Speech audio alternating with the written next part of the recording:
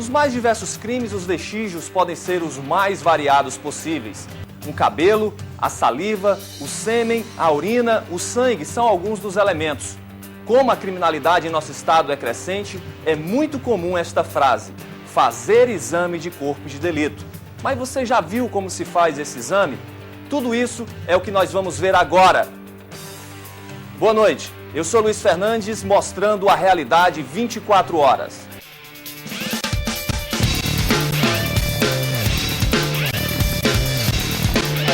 Os laboratórios de análise da perícia forense são artilharias no combate ao crime. Elas não são nada pesadas, mas têm um poder de alcance maior do que qualquer mira laser. Estou falando dos 4 laboratórios: DNA, Química, Toxicologia e Patologia. Para que o estudo nos laboratórios tenha um sucesso, é indispensável que as amostras no local do crime sejam corretamente identificadas, coletadas, embaladas, armazenadas e enviadas para o laboratório. A coleta da amostra no local de crime é atribuição específica do perito criminal, que já foi mostrado aqui no Realidade 24 Horas.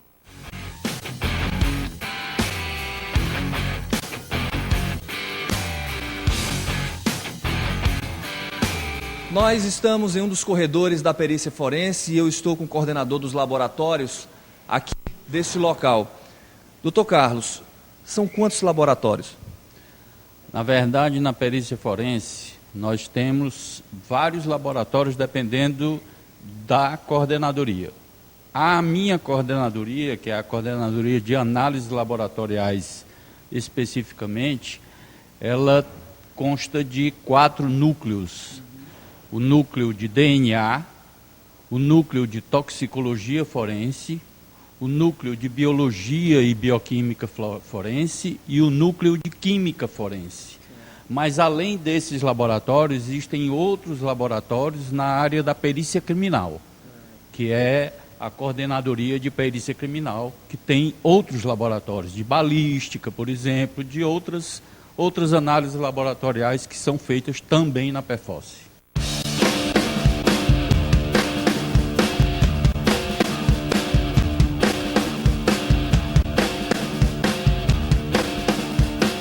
Anos de trabalho do senhor como médico legista? Eu, 30 anos. O que o senhor já viu assim de diferente neste trabalho? Olha, o que mais assusta a gente, o que ao longo dos anos a pessoa não se acostuma, é com a violência contra o ser humano. Alguma coisa já lhe impactou? Já, algumas coisas. Por exemplo, uma criança vítima de um atentado violento ao pudor de 3 meses de idade, né? Em que a região anal da criança estava completamente dilacerada, com lesões sérias, e então realmente assustador. Uma criancinha de 3 meses sofreu uma agressão sexual, você fica sem entender como é que aquilo ocorre.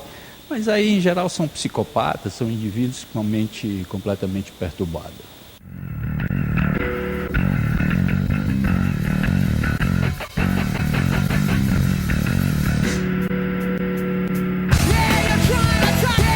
Núcleo de Perícias em DNA Forense. Aqui vamos conhecer o trabalho destes profissionais. Vem comigo.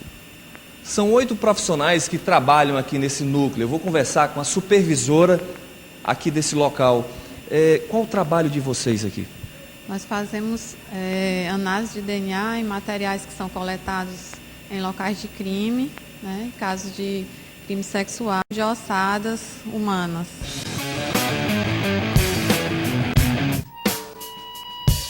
Aqui é o local onde dá entrada o material que vem tanto do IML como da perícia forense, para a gente dar continuidade aos exames. Da entrada a recepcionista, da entrada no livro e no computador. E a partir daqui a gente vai para o setor de guarda de material. Quais são os materiais comumente que são portados aqui até este local? São encontrados, a gente recebe aqui suaves vaginais, roupas, bonés, estacas de madeira usadas em crimes. Arma branca? Arma branca vem muito pouco, mas assim, vem mais roupas que são encontradas na vítima ou com o suspeito. São pedras usadas em crimes também. Projéteis. Aqui a gente obedece à cadeia de custódia, que dá continuidade à cadeia de custódia externa, né? Nós temos a cadeia de custódia dentro do laboratório. Da recepção, o material vai para ser guardado aqui na área de refrigeração, que é a sala onde a gente mantém freezers.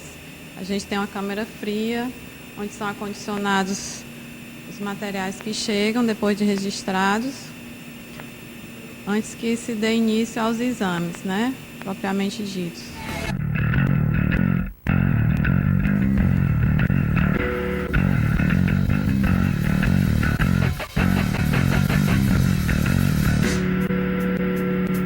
Cada perito é responsável por um caso, né? Então, quando ele vai dar início ao trabalho daquele caso, ele pega material aqui nessa sala de refrigeração, transporta aqui para a abertura de casos. Aí aqui ele vai fazer o corte do material que é necessário para fazer o exame. Ele vai coletar, por exemplo, se ele tiver uma roupa que tem uma mancha de sangue, ele vai coletar aqui com tudo esterilizado, ele vai coletar uma amostra, coloca nesses tubos aqui, que a gente, um tubo plástico, certo? Leva para a sala de extração para dar início lá. Tudo é feito aqui, nenhum material que é usado aqui é levado para outra sala. As canetas daqui só ficam aqui. Dependendo da quantidade de exames, para se ter uma comprovação, pegando um material como este, vocês têm um prazo mais ou menos de quanto tempo para se chegar ao final? Prazo, assim, é um pouco mais difícil da gente dar um prazo, porque depende demais do tipo de material que a gente usa, tá sendo trabalhado, né? Se for apenas um suave feito da saliva da pessoa, o suave bucal que a gente chama, é um exame rápido, a extração é rápida, a gente pode dar um resultado em uma semana, até menos, né? Saindo tudo perfeito. Já um caso de um osso, o osso só no EDTA, que é um reagente que ele fica para desmineralizar, ele passa no mínimo 5 dias.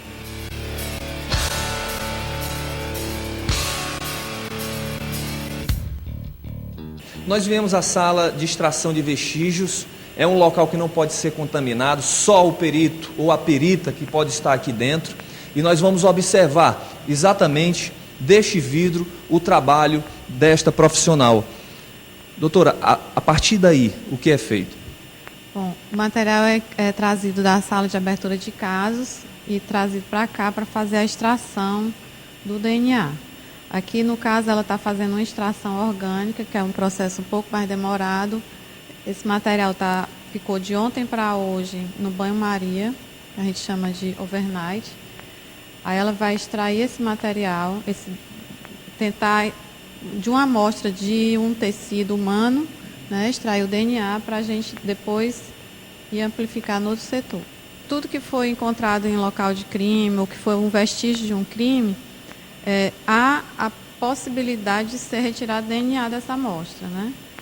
Então vai de uma gota de sangue, uma saliva, sêmen, pode ser qualquer coisa, há essa possibilidade de ser encontrado DNA e em qualquer tipo de suporte também tem essa possibilidade. Até num relógio que fica em contato, a pulseira do relógio fica em contato com o braço da gente, num haste de óculos.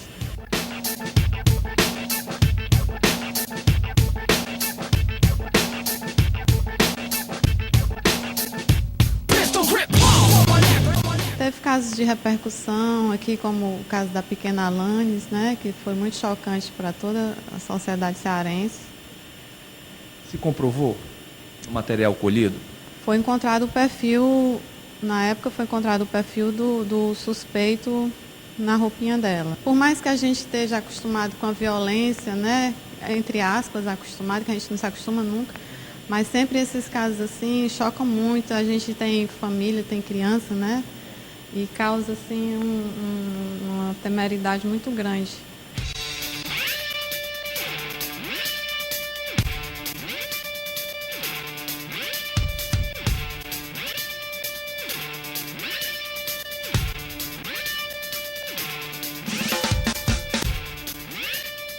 Doutora, nesta sala o que é feito? Bom, depois que é colocado o reagente na sala de pré-PCR, a gente traz os tubinhos para cá com material para ser passar 3 horas aqui no aparelho que a gente chama de termociclador, onde esse DNA aqui, né, que foi misturado lá com um mix de reagentes, ele vai ser multiplicado. De uma molécula de DNA, ela pode se transformar em bilhões.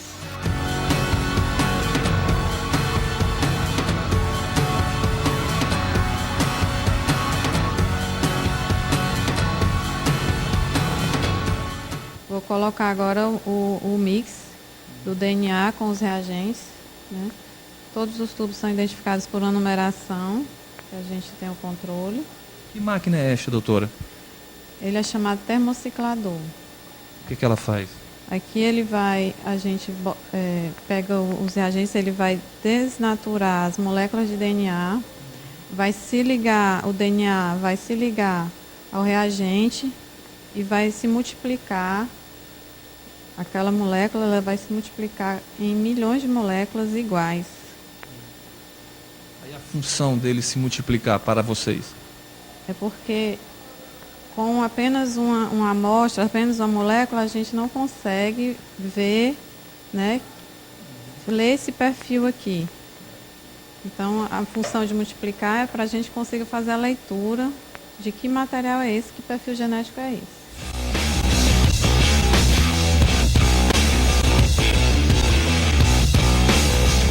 Após as 3 horas, doutora? Pronto, terminado o tempo aqui de amplificação, esses tubinhos são levados para esse workstation aqui, onde a gente vai colocar os reagentes para fazer a colocação no aparelho que chama-se sequenciador, para fazer a leitura desse perfil aqui. Aí o perito vai fazer a captação desses resultados. Aí eu vou fazer o quê? Eu vou comparar o que eu tenho de questionado com o que eu tenho de padrão. Padrão é um familiar que vem atrás de um parente que morreu, né? Ou então um parente não identificado, ou então é um suspeito de um crime. Vou comparar com os vestígios que ele deixou no local de crime.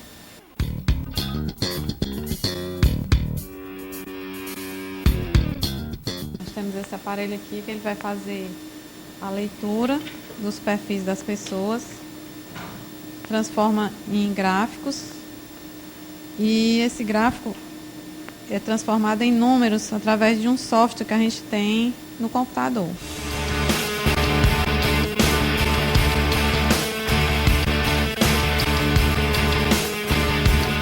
Teve um caso aqui recentemente de uma menor de idade que foi aliciada, que vieram 5 suspeitos, né, de terem aliciado a menina.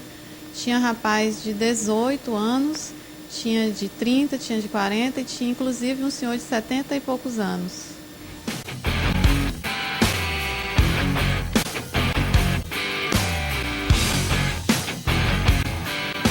Daqui a pouco voltaremos com o programa que mostra a realidade 24 horas.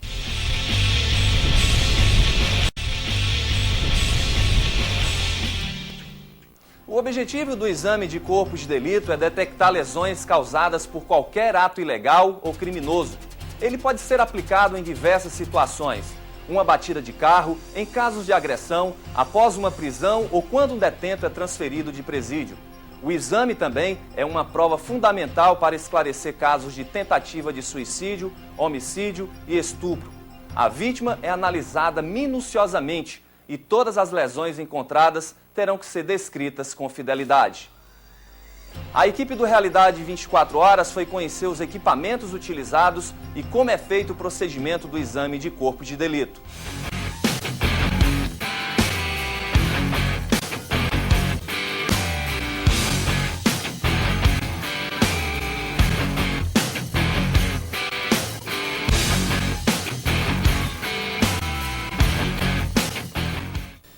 presos acusados da prática de algum crime, logo após irem ao distrito policial, recebem uma guia exatamente para fazerem o exame de corpo de delito. E é aqui que eles são levados para fazerem os exames. Vamos conhecer o trabalho que é realizado aqui.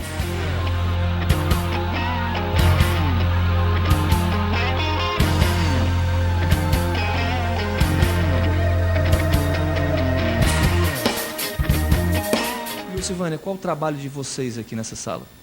Aqui funciona a sala de identificação do preso e também do exame médico. Aqui, no caso, ele vem com uma guia policial, preenchemos alguns dados, fazemos foto, pegamos digitais e colhemos a voz também do preso. Posteriormente, verificamos se ele tem alguma tatuagem, colhemos também e acoplamos na ficha dele. Terminando tudo isso, a médica ou o médico do dia vem e faz o exame médico de lesão corporal. Então aqui além do vídeo, áudio, impressão digital. Isso, correto. Fica no sistema, esse sistema é a nível nacional ou só a nível estadual? Ele está nacional. Também o que acontece aqui também já está sendo feito em outras delegacias, na Capturas, em algumas outras. Aí, já tem uma noção já aqui no sistema já de identificação. já temos bancos de dados aqui. Ok, vamos mostrar um pouco do trabalho da Glecivânia. Exatamente, eu vou me colocar como um acusado, já que não podemos mostrar nem identificar nenhum acusado, e é exatamente aqui que eu vou sentar e aí vocês vão observar o trabalho desta profissional.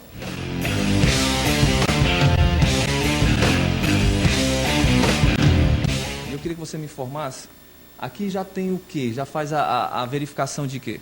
Aqui, no caso, nós vamos pegar a foto frente e perfil do acusado e aqui nós verificamos a altura dele. Aí aqui, essa cadeira, nós temos como aumentar e baixar, porque às vezes um preso é mais alto, outros mais baixinhos. Aí aqui ele vai verificar, a gente indica que ele olhe para a luz vermelha para ficar bem na foto. Aqui existe um vidro, a câmera, por existirem alguns espelhos, ela capta parte frontal que vocês estão vendo nas imagens, como também lateral. Então, como eu falei, reflete aqui exatamente por esse espelho frontal e lateral. Vamos fazer o teste aqui.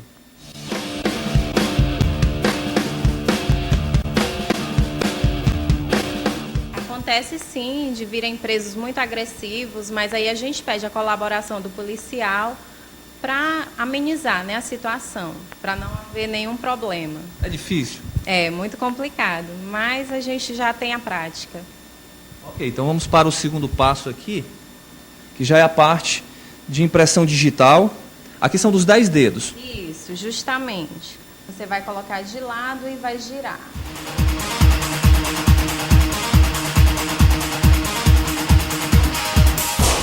Vamos agora para o indicador.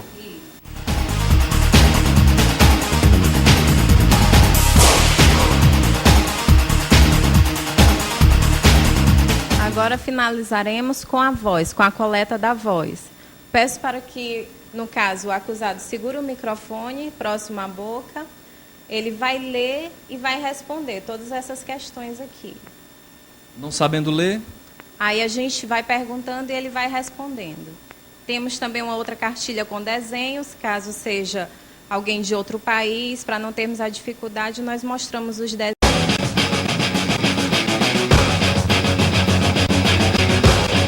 Núcleo de Química Forense, onde os materiais residográficos são coletados em outro local e são trazidos aqui para este local. Materiais estes como chumbo, pólvora e outros. E aqui a gente já encontra os profissionais fazendo os trabalhos. O Moraes, que é perito. Moraes, os materiais são trazidos a este local e como é que é feito o trabalho de vocês? Bem, a coleta é feita geralmente nos suspeitos, né? Aqui nesse laboratório é feito exames residográficos, exame de explosivos, exame em material adulterado em tipo bebida alcoólica, combustíveis, perfumes.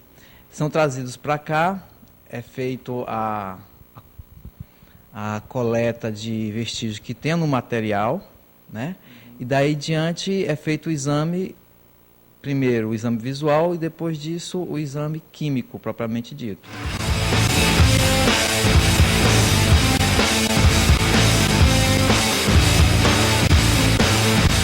Isso aí são combustíveis, aí tem diesel adulterado, tem álcool e tem gasolina. E algumas vezes vem até o querosene, né?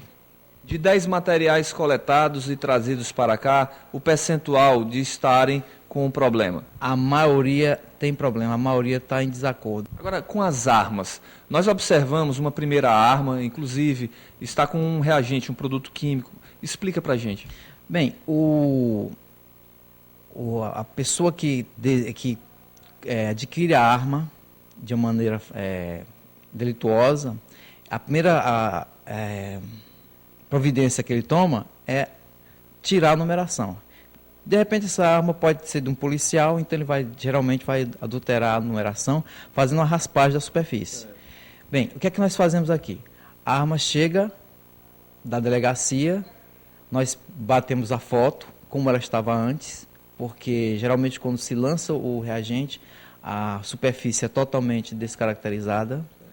Então nós fazemos um polimento inicial, lançamos o reagente químico e com isso vai acontecer o quê? A superfície que foi adulterada, como ela tem umas pressões maior devido ao chapamento na produção da arma, então o reagente vai agir com maior intensidade e vai provocar uma visualização da numeração original. Agora, em aspecto de acusados que são conduzidos aqui até a perícia forense, em termos de exames residuográficos, eu queria que você explicasse. O exame residuográfico, exame de parafina, é a mesma coisa? Como é que é realizado? Bem, o nome genérico é exame residuográfico. O que é o exame residuográfico? É uma pesquisa dos vestígios deixados por um disparo de arma de fogo.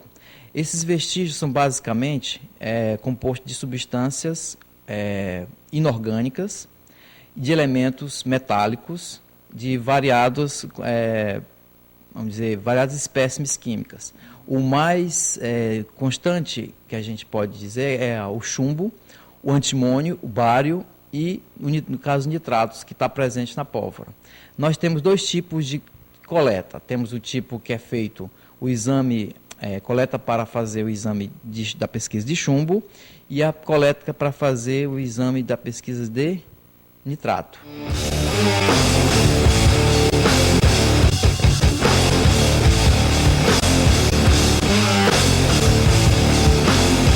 Olha, agora o perito Moraes vai fazer a demonstração. Obviamente, este não é o local adequado, segundo ele, né, Moraes? Por quê? Bem, essa superfície ela é local de trabalho onde vai várias substâncias, inclusive algumas que podem alterar o material de coleta. Sobre a superfície, eu estou colocando aqui umas folhas para exatamente evitar que substâncias que estejam sobre a bancada passem para o material de coleta. Nosso material de coleta é basicamente o quê? Um esparadrapo comum, limpo, onde geralmente nós fazemos o exame se ele tem ou não chumbo, né, para não alterar a nossa pesquisa. E também utilizamos o papel de filtro, tipo para coar café, né, filtrar café, que geralmente ele vem isento de material de metais pesados. Vamos lá, mostrar aqui no Realidade 24 Horas. Caso eu fosse o suspeito, acusado de ter atirado em alguém ou em alguma coisa. E agora vai fazer aqui a demonstração. Então, no caso, o acusado, o suspeito vindo aqui, é desta forma. É desta forma. O objetivo dessa coleta é fazer com que os vestígios que estejam sobre a pele passem para o esparadrapo através do adesivo que tem nesse produto. É feita várias vezes a coleta numa mesma região.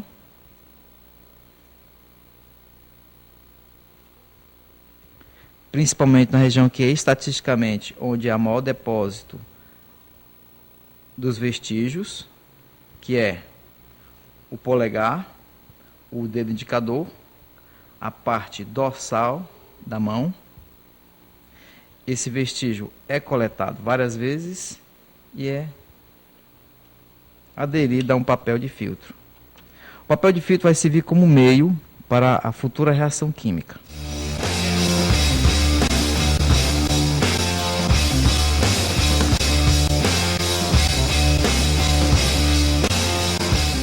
Os materiais coletados, como sangue e urina de pessoas vivas ou mortas, são trazidos aqui para o núcleo de toxicologia forense. Aqui eles fazem a análise. O perito que tem o material que foi coletado.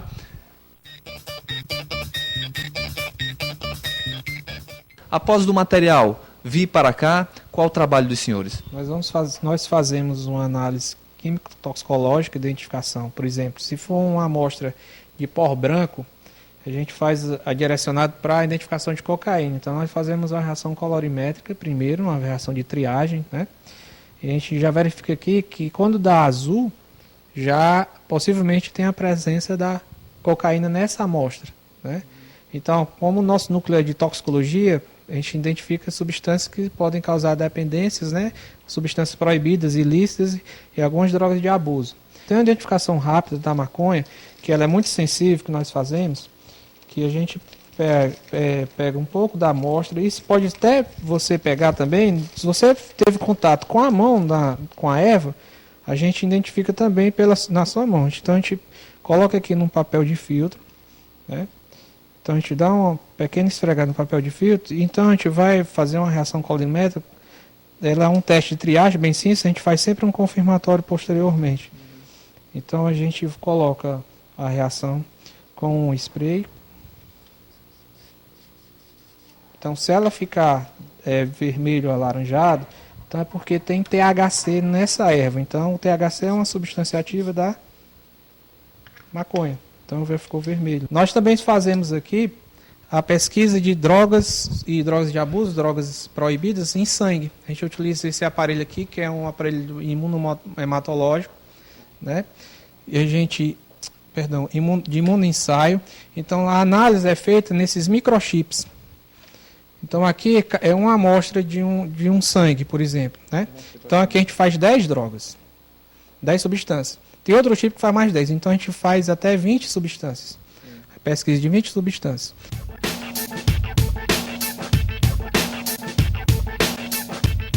Agora, uma pessoa, caso um acidente, ela venha a falecer, um acidente automobilístico, atropelamento, quando vem para cá o material, pode ser retirado sangue ou via urina.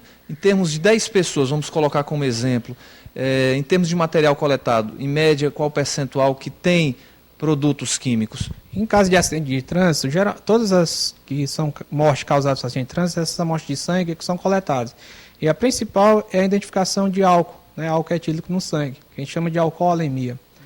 Então, de 10, geralmente de 7 a 8 tem álcool no sangue em acidente de trânsito. Agora, em termos de drogas ilícitas, como a cocaína, o crack, que é derivado da cocaína, e a maconha, existe muitos produtos químicos nestes materiais, ou a cocaína que chega aqui comumente é pura?